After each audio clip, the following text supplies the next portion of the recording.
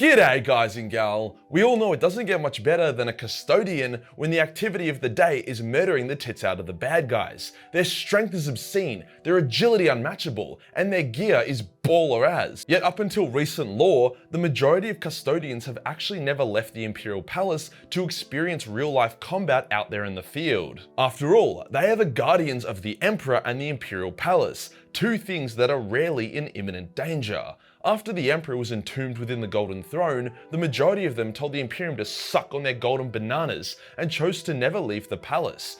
So how did they stay so sharp and elite?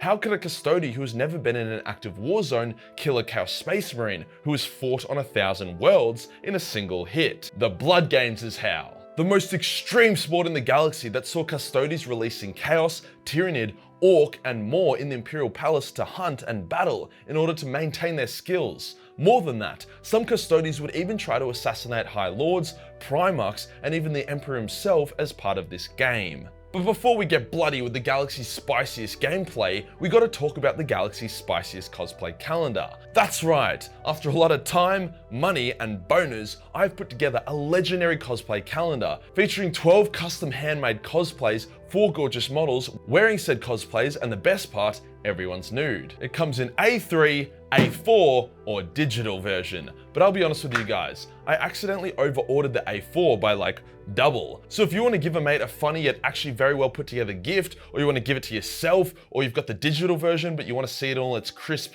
high GSM glory, or you've just abandoned your cart, then consider grabbing an A4. There's only 2 weeks left before the calendar is gone for good, and trust me, you don't want to be that one dude that doesn't know what Tau Hooters look like. Today we'll go over the Blood Games, how they were created, what they entail, as well as some of the most fun Blood Games that have ever been held. Let's get into it. First up, who came up with the absolutely bonkers idea to run an extremely dangerous live combat practice in the Imperial Palace? After all, they have literally dumped Chaos Astartes in the palace for a laugh, putting elite enemy troopers behind 95% of your defensive lines. Unsurprisingly, the Custodes didn't think of it, as they would never take initiative to create something that put the Emperor in even the slightest bit of harm's way. No, the Blood Games were actually inspired by and arguably created by Alfarius, who staged a mock assassination attempt on the Emperor to prove that his father's defenses were not sufficient enough, whilst also being a cocky little show-off. Basically, Alfarius infiltrated the palace, killed a custodian, took his armor and guardian spear, and he used the disguise to get deep into the palace. Then when the Emperor's shuttle was arriving, he positioned himself in a sniper's vantage point. Constantine Valdor was able to sense the danger and find Alfarius before he could take a shot, resulting in a pretty sweet duel between Primarch and Captain General, where they traded more or less evenly, with both of them confident they could have beaten the other if they were allowed to fight to the death. The Emperor gets them to chill out and he introduces Valdor to Alfarius. Valdor is confident he foiled the assassination attempt, mock or not, before Alfarius informs them that he had actually hacked the defense turrets and if he wanted to, could have made them fire upon the Emperor's shuttle, killing him. Whether or not this actually would have killed the Emperor is up for debate, considering he probably would have put up a psychic force field, but the idea that someone who started outside the palace could infiltrate it and take a genuine stab at killing the Big E was very disturbing for the Custodes. Hence they decided that they would constantly stress test the Imperial Palace's defenses.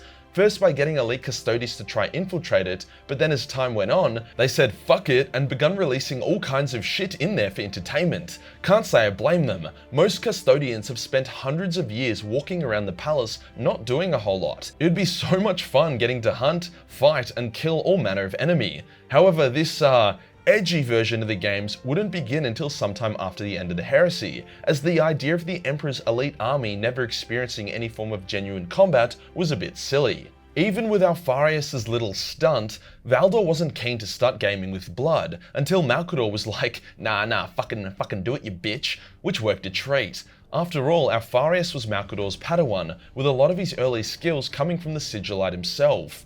Valdor would commence the Blood Games, choosing a handful of elite Custodes at a time to go out into the world, then try infiltrate the Imperial Palace before staging a mock assassination on someone important. We actually do get to have a short story that focuses on one such custodian, who performed a hell of a Blood Game. As soon as the game starts, the Imperial authorities start searching for the Custodes, as if they were Horus themselves. Gene scanning, satellite tracking, literally everything.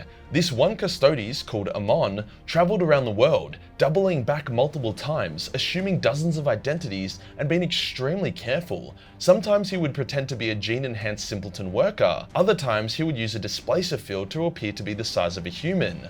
One time, a bunch of Ogren types tried to mug him, and he killed them all shockingly easily. Like he broke the grip and likely some of the bones of an Ogren that was trying to tackle him simply by shrugging. He then killed one of them by flicking a pebble at their head. Once he was confident he had completely shaken any tails or traces he had on him, he went back to the Imperial Palace and ingested a poison which would more or less kill him temporarily, allowing him to be smuggled through the biometric scanners to enter the palace. The poison would have fatally killed any normal human, but for a Custode, it just gave them the mother of all hangovers. From there, he snuck through the palace, knowing exactly where to go due to his familiarity with it, before finally reaching a sanctum where the Emperor was reading. He then lunged at the Emperor with a poisonous knife that was potent enough to kill a superhuman. However, he was blocked by invisible Custodes. He fought his way free, but was then surrounded and he surrendered, thus ending the game. Like I said, pretty fucking red hot games when you try shank your Emperor with a poisonous knife. Surprisingly, this was all actually okay. It fell within the game's parameters. Firstly, the Emperor knew the Custode was there, and would have frozen him in place psychically about a centimeter off getting stabbed if the invisible Custodes didn't block him. And secondly, the Custode would have probably not needed to be frozen as he'd pulled the strike. Despite his very impressive effort, this was still considered to be a failed Blood Games, as he was stopped via the palace's defences, not because he refused to kill the Emperor or the Emperor had to intervene. However, as none of them are ever really expected to actually succeed in the Blood Games, this was still considered to be a very admirable effort, especially since the rest of the Custodes doing their own game at the same time didn't even come close to matching it. Also got to remember that during the games, the Custodes forego their armor, guardian spear and all other technological assistance, being forced to play the game with no starter gear. After his near-successful Blood game, the Custodes would have upgraded their biodetection to be able to detect near-dead bodies, as well as other methods to shore up their defences. This is why the Imperial Palace is so damn impenetrable from a subterfuge standpoint. Every method of infiltration has been tested by super soldier geniuses that understand every inch of the palace and its defences. Good luck to anyone else. Funnily enough, some Custodians would actually run successful Blood games. A notable example is, fuck me, Leotidas Dat Hastael. He spent a decade on his own Blood game, slowly but surely penetrating the palace before reaching its uttermost inner sanctum. However, at a similar time, a legendary Dark Elder assassin happened to also take the same route in his attempt to kill the Emperor. Because of Leo's Blood game, they were able to stop and kill the Dark Elder assassin, whilst also permanently blocking his method of infiltration. So it was successful in the fact that it literally stopped a genuine and potentially fatal assassination attempt. Trajan Valoris is also said to have won 2 Blood games, which is totally unheard of and is probably one of the leading factors as to why he was chosen to become the legendary Captain General. So that's the first type of Blood game. Then there's the second type, which is when the Custodes teleport enemy warriors into the palace and then hunt them down for sport. This could be anything: Tyranids, Orcs, Chaos Space Marines, Eldar, anything that poses a threat to the Emperor they will put in the palace. I get why this sounds pretty fucking retarded, but it's important to remember that the Imperial Palace is the size of a continent and has hundreds of squares of kilometers of derelict unused areas. These areas are what they use for the Blood games. On top of that, in the very rare circumstance that a hostile gets close to entering a more populated part of the palace, they will get shredded by one of the many heavy servitor weapon crews that line the border. However, since they are getting actively hunted by Custodians, these servitors are rarely used. This type of Blood game is essential for a Custode. They need to learn how to best fight various enemies. This is why Custodians seem to know how to counter nearly any enemy. They have already fought them before. An in-law example of this kind of Blood game is when Valerian is able to track down and kill an Iron Warrior in the palace. It's a flawless kill, but Valerian still beats himself up about the fact that the Iron Warrior survived for like 3 more minutes than he should have. Definitely a bunch of overachievers, but hey, that's why we love him.